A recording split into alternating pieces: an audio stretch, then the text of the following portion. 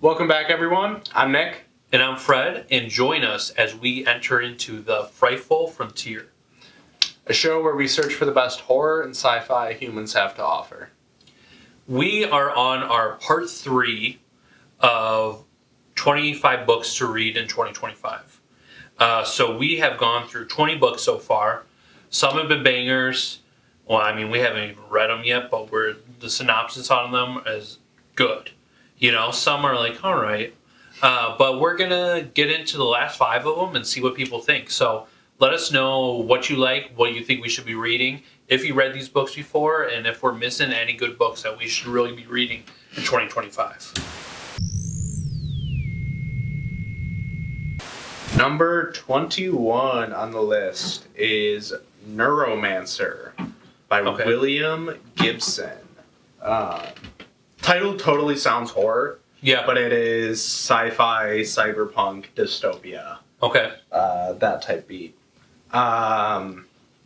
Synopsis reads, hotwired to leading edges of art and technology, Neuromancer is a cyberpunk science fiction masterpiece, a classic that ranks with 1984 and Brave New World as one of the 20th century's most potent visions of the future.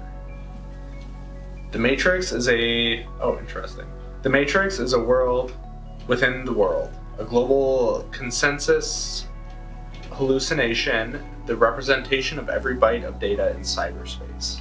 Henry Dorset Case was the sharpest data thief in the business until vengeful former employees crippled his nervous system.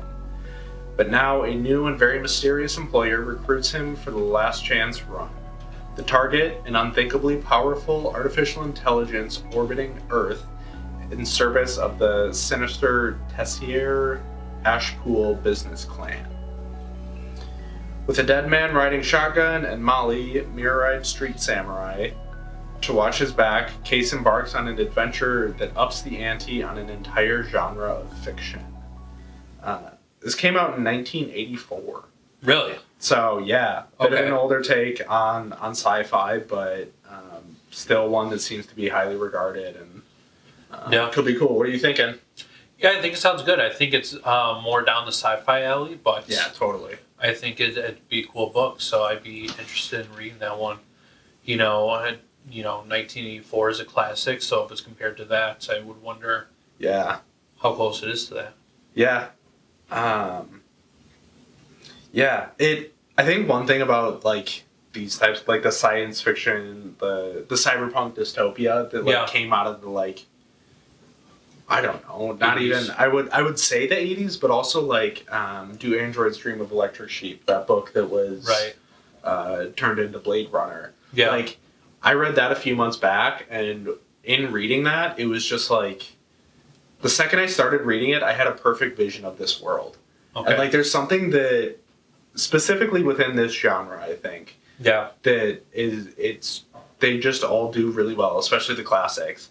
That it's just boom, all of a sudden you can picture this world, you're there with them, and you're just tied into the story immediately. So I was hyped on that one. That's towards the top of my sci-fi list. Okay. But if it's not quite up your alley, I'll give it a go, and I'll let you know if I think you should spend some time on it or not. Yeah, sounds good. Next on the list, 22, as we near the end. I didn't realize how many vampire stories I had on here, but vampires are in. I think we've got 4 of them on here, but this one is called Vampires of El Norte. Okay. The synopsis reads, vampires and vaqueros face off on the Texas-Mexico border in this supernatural western from the author of The Hacienda, which is another book I've heard a lot of good things about. Okay. As the daughter of a rancher in 1940s Mexico, Nina knows a thing or two about monsters. Her home has long been threatened by tensions with Anglo settlers from the north, but something more sinister lurks near the ranch at night, something that drains men of their blood and leaves them for dead. Something that once attacked Nina 9 years ago. Believing Nina dead, Nestor has been on the run from his grief ever since, moving from ranch to ranch working as a vaquero. But no amount of drink can dispel the night terrors of sharp teeth, no woman can ease his childhood sweetheart from his mind. When the United States attacks Mexico in 1846, the two are brought abruptly together on the road to war. Nina as a curandera, a healer striving to prove her worth to her father so that he does not marry her off to a stranger, and Nestor as a member of the auxiliary cavalry of ranchers and vaqueros. But the shock of their reunion and Nina's rage at Nestor for seemingly abandoning her long ago is quickly overshadowed by the appearance of a nightmare made flesh. And unless Nina and Nestor work through their past and face the future together,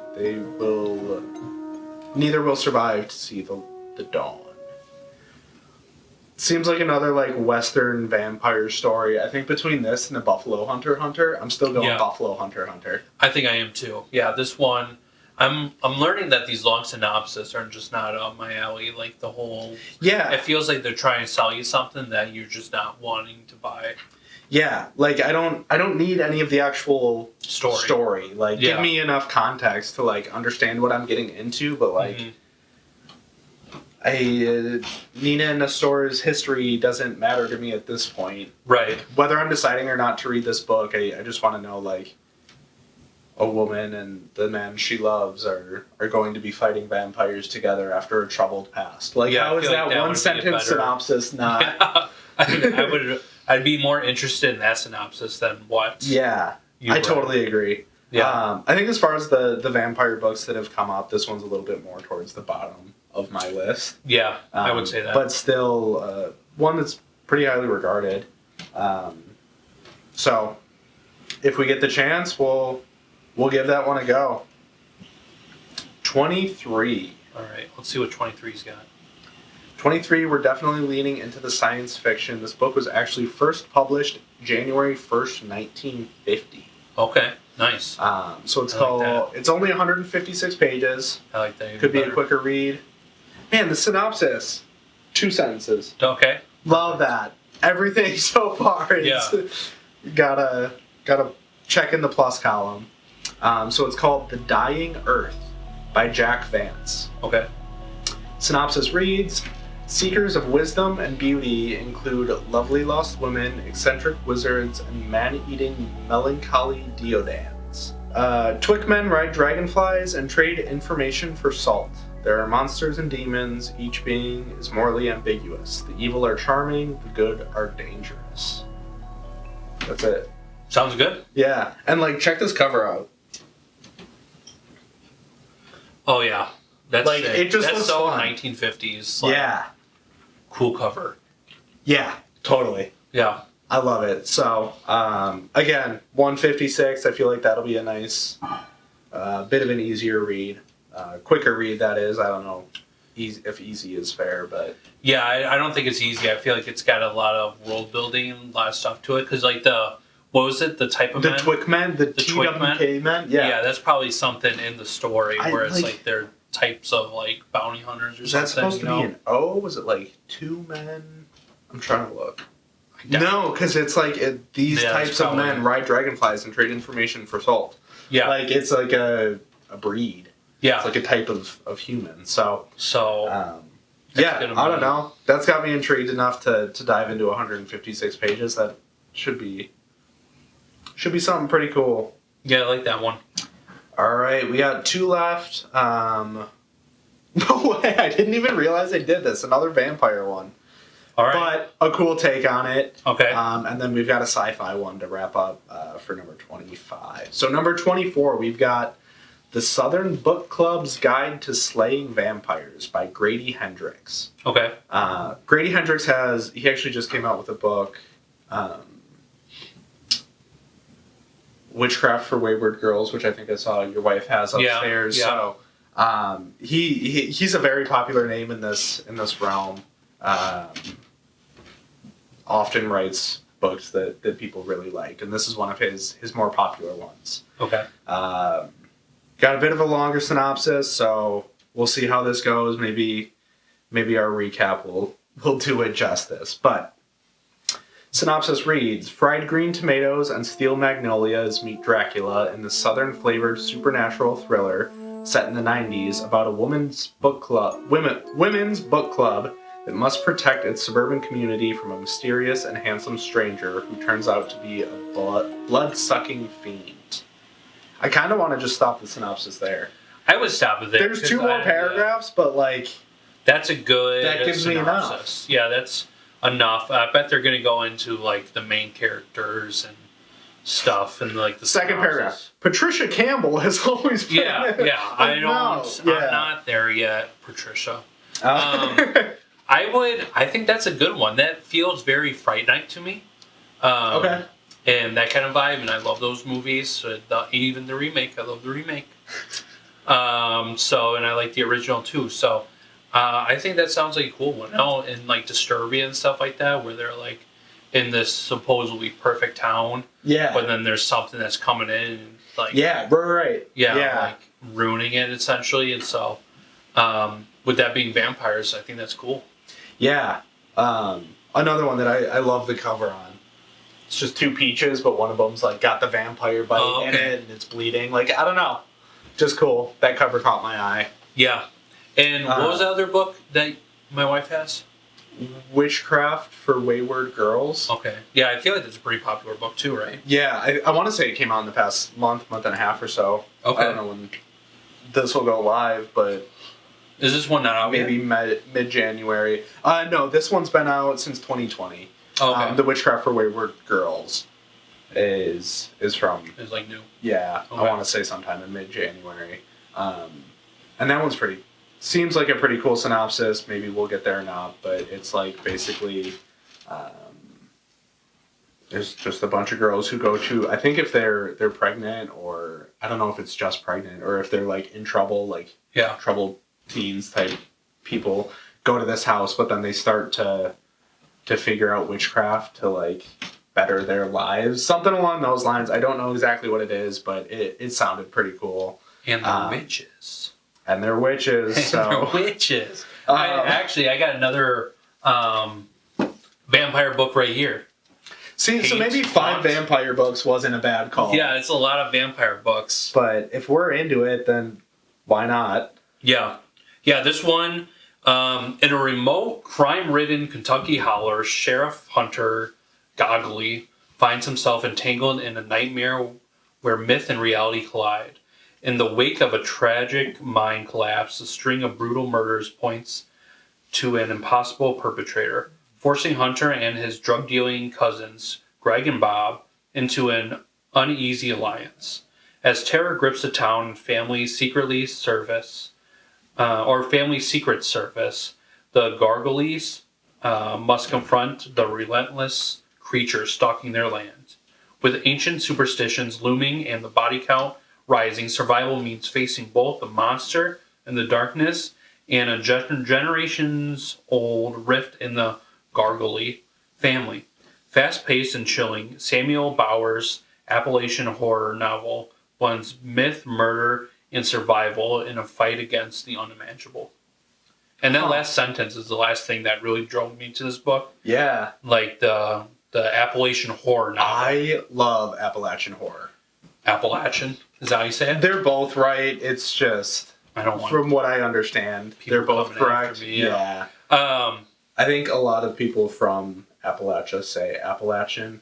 Okay. So, like, that's what I try to say. But I think most people say Appalachian. So, like, I don't think it's wrong either way. But either way, I love Appalachian horror. Yeah, so this is a cool one, too. And this is also vampires, so... I like monsters. Yeah. So that's an easy pick for me. Yeah. That cover's cool, too. Yeah, right? It's like the vampire over the mountains. Right? Yeah. We'll put it up like that. There we go. Let the people see. Let the people see. Yeah. Yeah. So, another little bonus there. Another bonus book. So 26 books. I think we had a few bonuses mixed in, too. Because we had the Witchcraft for Wayward Girls. We had a few in previous parts. More bang for your buck. Yeah. On the Frightful Frontier. All right. Final one to wrap it up. Book number 25 is Rabbits by Terry Miles. Okay. So Terry Miles has produced a few different podcasts over the years. One of them was called Rabbits. One of them was called, what was it? Bunnies. Tanis. Okay. Tanis. And then there was another one that I listened to called The Black Tapes. And I really liked The Black Tapes. But as I was listening to The Black Tapes, there was always ads for Terry Miles' book called Rabbits. And I never really, back then, I hadn't gotten into reading as much as I am now. So I never really gave it a shot. But I really liked the storytelling in The Black Tapes. So I want to give Rabbits a go. It's definitely sci-fi, a little bit of mystery mixed in there. The synopsis reads, it's an average workday. You've been wrapped up in a task, and you check the clock when you come up for air, 4:44 p.m. You go to check your email, 44 unread messages have built up. With a shock, you realize it's April 4th, 4-4. When you get in your car to drive home, your odometer reads 44,444. Coincidence, or have you just seen the edge of a rabbit hole? Rabbits is a mysterious alternate reality game so vast it uses our global reality as its canvas. Since the game started in 1959, 10 iterations have appeared and 9 winners have been declared. Their identities are unknown, so is their reward, which is whispered to be NSA or CIA recruitment, vast wealth, immortality, or perhaps even the key to unlocking the secrets of the universe itself. But the deeper you get, the more deadly the game becomes. Players have died in the past, and the body count is rising. And now the 11th round is about to begin. Enter Kay, a rabbits obsessive who has been trying to find a way into the game for years. The path opens when Kay is approached by billionaire Alan Scarpio, the alleged winner of the 6th iteration. Scarpio says that something has gone wrong with the game and that Kay needs to fix it before 11 starts or the whole world will pay the price. 5 days later, Scarpio is declared missing. 2 weeks after that, Kay blows the deadline and 11 begins. And suddenly, the fate of the entire universe is at stake. Sounds pretty good. Did you ever watch the Ready Player One movie? Oh, yeah. Sounds a lot like that. Yeah. I read that book, but I haven't seen the movie. But like, it sounds a lot like that. Yeah. That format, that I plot. can see that, yeah. So I wonder if it'll feel like a ripoff or if it'll be kind of its own take on it. Yeah, is that book out already? Yeah. So okay. That one has been out June 8th, 2021 is when. I think, honestly, we have so many books to go through. Yeah. That we, like, Rabbits is kind of not high up on my list. I don't know about you. Yeah. I mean, it kind of fell more into that self-published category. Yeah. I knew it wasn't super popular, but it's out there. So I wasn't sure. You know, there were a few of the other sci-fi ones that I definitely want to get to before that. Yeah. But I don't know. It still sounded fun, and I wanted to give it a fair shot, so I threw it on the list. Like I said, I tried to get as good of a mix in here as I could, other than 20% of this list being vampire stories. Yeah. And if we're off on any of these stories and it's like, hey, you really should be reading Rabbits, like, that's such a good book, like, let us know. You know, this is just a synopsis of, like, what the idea of the book is. So if we're totally off and I'm just like, hey, I don't want to read that book, that's not that hot, I could be just totally wrong and just correct me and tell me, hey, that book's totally worth reading. Yeah, and to go along with that, I mean, if we missed any that are like absolute musts in either that horror or sci-fi realm, let us know. We're both kind of starting to get into the habit of reading again. So, you know, we need some guidance. We'll always welcome that. Yeah. I think that'll wrap it up for part 3, though.